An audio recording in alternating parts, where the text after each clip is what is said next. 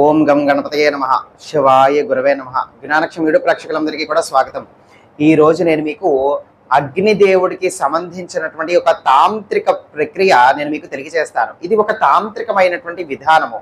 అయితే ఈ యొక్క విధానము ఎవరైతే ఆచరించి చేసుకోగలుగుతారో, ఎవరైతే చేస్తారో వాళ్ళకి మీ పట్ల అసూయ కలిగి మీరు నాశనం అయిపోవాలని కోరుకుంటున్నటువంటి వాళ్ళు, మీ యొక్క శత్రువులు, మీ యొక్క ఎదుగుదలని చూసి ఓరవలేనటువంటి వాళ్ళు, వీళ్ళంతా కూడా మీ నుంచి దూరం అయిపోతారనమాట. అంటే వీళ్ళ యొక్క దురుద్దేశం కానీ, లేకపోతే దుష్ట ప్రభావాలు, అంటే నరుడి యొక్క ఏడుపుకి నల్లరాయి కూడా పగిలిపోతుందనే సామెత ఉంటుంది. వీళ్ళ యొక్క ఏడుపులోకి కలిగినటువంటి దుష్ట ప్రభావాలు మీ పట్ల చూపించవు. గ్రహాల వలన మీకు కలిగేటువంటి చెడు కూడా మీకు జరగకుండా ఉంటుంది. అలాగే గాలి వంటివి ఏవైనా సరే కూడా మీకు సోకకుండా, వాటి యొక్క దుష్ట ప్రభావం కూడా మీ పట్ల చూపించకుండా ఉంటుంది. అంతేకాకుండా దీని వలన మీకు ఆకర్షణ శక్తి అనేటువంటిది ఉంటుంది. మీ యొక్క మాటకి, మీ యొక్క శరీర సౌందర్యము, మీ యొక్క ముఖంలో వర్చస్సు, ఇవన్నీ కూడా కళావంతంగా, ఆకర్షణీయంగా, అంటే మంచి గ్లో ఉండేటువంటి వ్యక్తులుగా మీరు తయారవుతారనమాట. అంతేకాకుండా మీకు గనక ఎటువంటి కార్యాలు అనేటువంటి సఫలం అవ్వట్లేదు, విజయం సాధించలేకపోతున్నారు, ఎన్ని ప్రయత్నాలు చేసిన అడ్డులు ఆటంకాలు ఇవన్నీ కూడా కలుగుతున్నాయి అనుకోండి, అలా బ్లాకేజెస్, అలా బ్లాక్ అయిపోయి ఉన్నటువంటి వాటి అన్నిటికీ కూడా విముక్తి కలిగి మీకు ధన రాబడి అనబడేటువంటిది కూడా మీకు జరుగుతుంది అనమాట. కాబట్టి ఇప్పుడు ఈ యొక్క మరి ఇవన్నీ కూడా కలగాలి, ఈ యొక్క ప్రయోజనాలు కలిగేటువంటి ఈ యొక్క అగ్నిదేవుడికి సంబంధించినటువంటి ఈ యొక్క తాంత్రికమైన ఈ యొక్క పరిహారం ఏ విధంగా ఆచరించుకోవాలి అనబడేటువంటిది ఇప్పుడు మనం తెలుసుకుందాం. ఇప్పుడు ఈ యొక్క ప్రక్రియని సాధారణంగా ఏదైనా సరే ఒక శనివారం నాడు మీరు మొదలు పెట్టచ్చు. శనివారం నాడు సూర్యోదయంలో కానీ, లేకపోతే సూర్యాస్తమయం తర్వాత అయినా సరే, అంటే ఉదయం తెల్లవారుజామున 5 నుంచి 7 మధ్యలో మీరు చేసుకోవచ్చు ఉదయం పూట. లేదు అనంటే సాయంత్రం 5:30 నుంచి 7:30 మధ్యలోనైనా సరే ఈ యొక్క ప్రక్రియ అనేటువంటిది చేసుకోవచ్చు. ఏం చెయ్యాలి? ఈ యొక్క సమయంలో చక్కగా శుభ్రంగా స్నానం అనేటువంటిది చేయండి. వరస్సుగా కనీసము 5 రోజుల పాటు చేస్తే దీని యొక్క ఫలితం అంటూ ఉంటుంది. ఇంకా కూడా శక్తి ఉన్నటువంటి వాళ్ళు, చేసుకోగలిగేటువంటి సామర్థ్యత కలిగినటువంటి వాళ్ళు, ఆసక్తి కలిగినటువంటి వాళ్ళు వరుసగా 11 రోజుల పాటు చేసుకోవచ్చు. మొదలు పెట్టిన రోజు నుంచి. మొదలు పెడుతున్నటువంటి యొక్క మొట్టమొదటి రోజు మాత్రమే తలస్నానం చేయండి. మిగతా రోజులన్నీ కూడా తలస్నానం చేయాల్సినటువంటి నియమం అయితే లేదు. అయితే ఇలాగ మొదలు పెట్టారు కదా, ఈ విధంగా వరుసగా ఈ 5 లేదా 11 రోజుల పాటు పూర్తయిపోయేంత వరకు కూడా మీరు మద్యపానం, ధూమపానం, మాంసాహారానికి దూరంగా ఉండి ఇది చేసుకోండి. ఏం చేయాలి? ఇప్పుడు స్నానం పూర్తయిపోయిన తర్వాత ఏకాంతంగా ఉండేటువంటి గదిలో కానీ, మీ యొక్క పూజా మందిరంలో కానీ ఎక్కడైనా సరే చక్కగా కూర్చోండి. ఇదేని మీద కూర్చోవాలి. ఒక ఎరుపు రంగు యొక్క వస్త్రము, లేకపోతే ఎరుపు రంగు యొక్క ఆసనము, లేకపోతే ఎరుపు రంగులో ఉండేటువంటి తువాలు, ఏదైనా సరే ఎరుపు రంగులో ఉండేటువంటిది చక్కగా పరుచుకుని ఆ యొక్క ఎరుపు రంగు యొక్క వస్త్రం మీద మీరు కూర్చోండి. కూర్చున్న తర్వాత ఇప్పుడు మీ యొక్క ఎదుటిగా చక్కగా మొట్టమొదట ఆవు నేతితో దీపం అనేటువంటిది వెలిగించండి. వెలిగించిన తర్వాత ఇప్పుడు ఆ యొక్క దీపం పక్కన కానీ, ఆ యొక్క దీపం ఎదురుకుండా చక్కగా శుభ్రంగా ఉన్నటువంటి ఒక నిమ్మకాయ, గుండ్రంగా పూర్తిగా ఉన్నటువంటి ఒక నిమ్మకాయని పెట్టండి.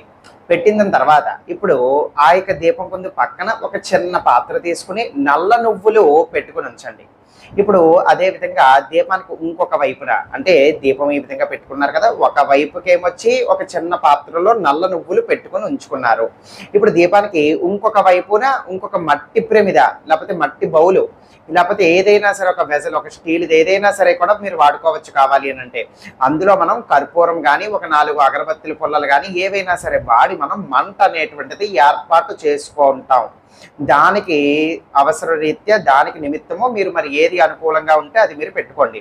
ఒక మట్టి ప్రమిద పెట్టుకోవచ్చు, ఒక స్టీల్ పళ్ళెమో లేకపోతే స్టీల్ బౌలో, ఏది ఉంటే అది అందులో మనం మంట పెట్టుకోవచ్చు, పర్వాలేదు అనబడేటువంటిది ఏదైనా సరే తెచ్చి పెట్టుకొని ఉంచుకోండి. ఇప్పుడు ఏం చేస్తారు?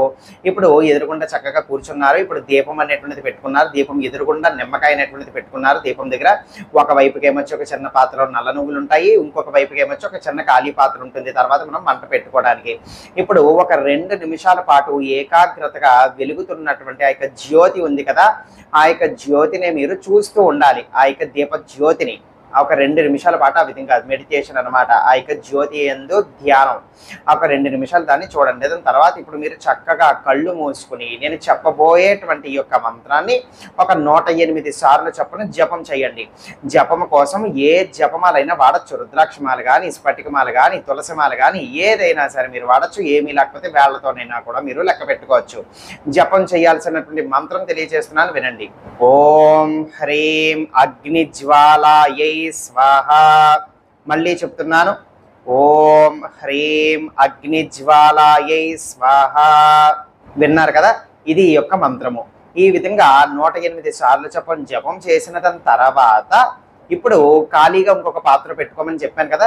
మీ దగ్గర ఏదైనా చితుకులు, సమిధలు, మామిడి పొల్లలో ఎండిపోయినవి ఏమైనా ఉంటే వాడుకోవచ్చు, లేదంటే అగరబత్తులు వాడుకోవచ్చు. ఈ విధంగా కర్పూర బిళ్ళలు వాడి దాన్ని మంట అనేటువంటిది ఏర్పాటు చేసి ఆ ఖాళీగా ఉన్నటువంటి పాత్రలో మంట ఏర్పాటు చేసి సమిధలు కానీ అగరబత్తి పొల్లలు కానీ వేసి మంట ఏర్పాటు చేయండి. ఇప్పుడు ఏం చేస్తారు, ఈ యొక్క నల్ల నువ్వులు తెచ్చి పెట్టుకున్నారు కదా, మీ యొక్క కుడి చేత్తో ఒక 2-3 గింజలు నల్ల నువ్వులు తీసుకోవటం, ఓం హ్రీం అగ్నిజ్వాలాయై స్వాహ అని చెప్పి ఆ యొక్క చితికలు, ఆ యొక్క మంట వెలుగుతున్నటువంటి మంటలో పడేయడం. అలా ఒక 11 సార్లు చెయ్యాలి. నల్ల నువ్వులు తీసుకోవడం, మంత్రం చెప్పడం, ఆ యొక్క జ్వాలలో వేసేయడం. అలా ఒక 11 సార్లు చేయాలి. ఈ విధంగా 11 సార్లు చేసిన తర్వాత ఆ యొక్క వెలుగుతున్నటువంటి ఆ యొక్క జ్వాల హతమైపోనివ్వండి.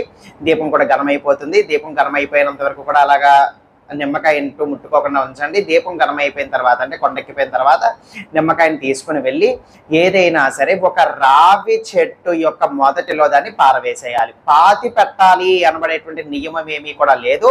రావి చెట్టు యొక్క మొదటిలో దాన్ని వదిలిపెట్టేసి వచ్చేస్తే సరిపోతుంది. ఈ విధంగా అయిపోయింది కదా. ఇప్పుడు ఇంకా కూడా మిగిలిపోయినటువంటి నల్ల నువ్వులు మళ్ళీ దాచిపెట్టుకోండి. మళ్ళీ మరుసటి రోజు చేయడానికి మళ్ళీ అవే మీరు కొనసాగించవచ్చు. మొత్తం తెచ్చిపెట్టుకుని నల్ల నువ్వులు అన్నీ కూడా వాడేయక్కర్లేదు. ఒక 11 సార్లు వాడారు కదా, మిగతాదంతా కూడా దాచిపెట్టుకోండి. మళ్ళీ మరుసటి రోజు ఏ సమయంలోనైతే మీరు మొదలు పెట్టారో అదే సమయానికి మరుసటి రోజు మళ్ళీ అదే విధంగా దీపం పెట్టుకోండి. మళ్ళీ ఒక ఫ్రెష్, మళ్ళీ ఒక కొత్త నిమ్మకాయ పెట్టుకోవాలి. మళ్ళీ నల్ల నువ్వులు ఇవే వాడుకోవచ్చు. ముందు రోజు మనం మొదటి రోజు వాడుకుంటున్నట్టు మళ్ళీ వాడుకోవచ్చు. మళ్ళీ మంట ఏర్పాటు చేసుకోవడానికి మళ్ళీ ఖాళీ పాత్ర అనేటువంటిది పెట్టుకోండి. ఈ విధంగా రోజు కనుక చేస్తే మీ లోపల ఉండే చక్రాలు అంటూ ఉంటాయి మనిషికి. ఆ యొక్క చక్రాల వలన ధనాకర్షణ కానీ, లేకపోతే కార్యాలు విజయం అవ్వకపోవటం కానీ, ఇలా రకరకాల కష్టాలు, రకరకాల ఇబ్బందులు, రకరకాల సమస్యలతో బ్లాకేజెస్ అయిపోయి ఉంటాయి. ఆ బ్లాకేజెస్ అన్ని కూడా విడతాయి అన్నమాట. కాబట్టి అద్భుతమైన ప్రయోజనం అంటూ ఉంటుంది ఆ యొక్క అగ్నిదేవుడి యొక్క అనుగ్రహం వలన. ఇది చేసుకోవడానికి ఎలాంటి ఉపదేశాలు ఏమీ కూడా అవసరం లేదు. ప్రతి ఒక్కరూ చేసుకోవచ్చు. ఎవరితోని కూడా డిస్కస్ చేసుకోకుండా మీకోసం మీరు, మీ అంతటి మీరు చక్కగా భక్తి, శ్రద్ధ, నమ్మకంతో చేసుకోండి. ఫలితాలు పొందండి. సర్వే జనా సుఖినో భవంతు. శివార్పణమస్తు.